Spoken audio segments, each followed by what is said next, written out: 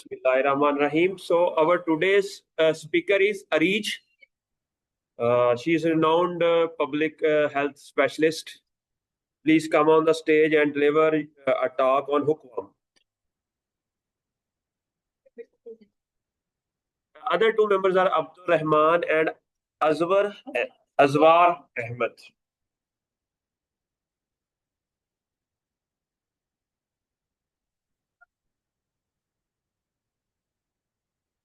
Assalamu alaikum to all of you. My name is Arizul Fikar. So the topic is hookworms. आगे नहीं हो रहा sir, next slide नहीं हो रही है। हो रही है। इसको देखो यहाँ ये पेश कर।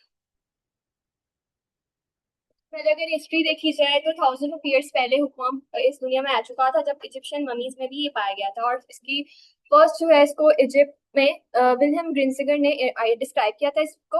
और 1901 में रॉकफेलर सैनिटरी कमीशन बनाई गई थी यूएस में इसको ट्रीट करने के लिए और इसको कंट्रोल करने के लिए। अब अगर इसका हम नाम देखें तो hookworm basically two English words का कॉम्बिनेशन है। हुक हमें किसी भी कर्व या हुक लाइक शेप को कहते हैं, जबकि वर्म इसलिए कहा गया क्योंकि एक पैरासिटिक वर्म की टाइप है। इसमें देखा जा सकता है कि हुकवर्म और राउंड हुकवर्म्स को राउंड वर्म्स भी कहते हैं क्योंकि इनका स्ट्रक्चर काफी हद तक आपस में मिलता है। क्लासिफिकेशन में हमारे पास एनिमेलिया किंगडम है, नीमाटोडा हमारे पास फाइलम है, और इसी तरह अगर हम सारी क्लासिफिकेशन देखें, लेकिन बेसिकली जो हमारी हाईलाइट होगी वो स्पीशीज हैं जो कि ह्यूमन को बेसिकली इफेक्ट करते हैं, जिसमें नेकेटर अमेरिकानस है और एंटाइलोस्टोमा ड्यूटेनल है। लाइफ साइकिल की बात करें तो सबसे पहले ही हम इसके एक्सेस होते हैं वो फीसिस में होते हैं, जिसके बाद ये अपनी थोड़ी सी हैच करता है 2 वीक्स में, ठीक है।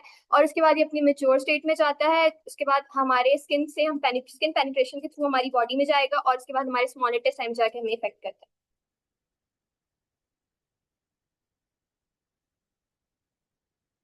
है। My name is Abdul Rahman. इस जीनोम देखेंगे, necator americanus genome 244 million base pair होंगे, इसके अंदर 19,000 जीन्स होंगी।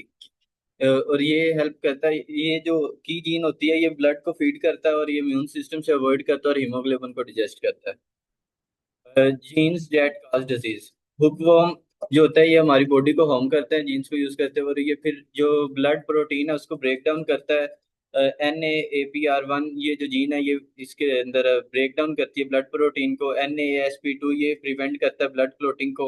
सप्रेस द इम्यून सिस्टम, ये इम्यून सिस्टम को सप्रेस करता है। हेल्प लार्वा इन्वेड, ये लार्वे को इन्वेड करता है और move through the body tissue, ये पूरी बॉडी टिश्यूज के अंदर फैल जाता है।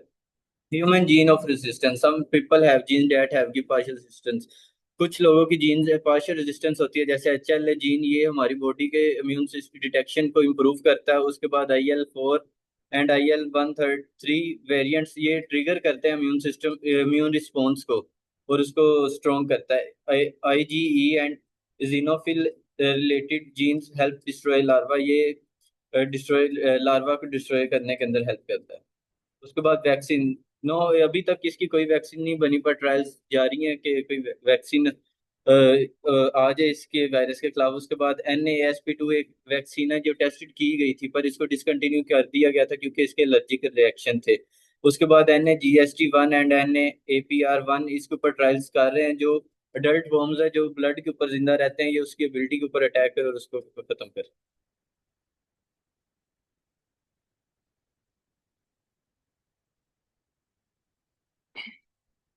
Bismillahirrahmanirrahim. My name is Azwar Ahmed. I will discuss the vaccine development steps. First one is finding the right target, making it using bacteria and yeast.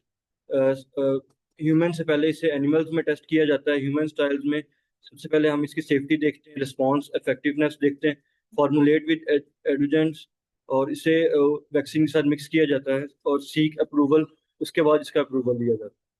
की challenges हमारे पास इसमें, reinfection is common after treatment, emerging drug resistance, no durable immunity post treatment. Hookworm control, current method में हमारे पास deworming drugs आ जाती हैं, better sanitation and wearing shoes, इसकी अवेयरनेस देनी चाहिए, हमें एजुकेट करना चाहिए। PCR ELISA for detection. Challenges में हमारे पास फिर री इन्फेक्शन आ सकता है आफ्टर ट्रीटमेंट, रेजिस्टेंस आ सकती है, and no lasting immunity. Recommendations, speed up vaccination research, हमें इसकी रिसर्च को और स्पीड अप करना चाहिए।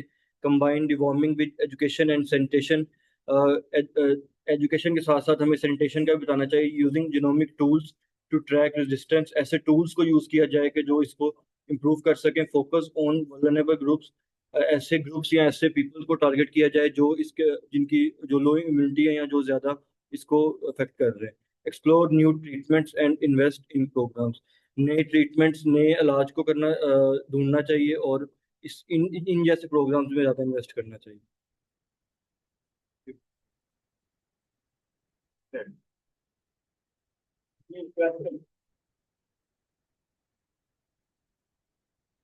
कौन क्या होते हैं?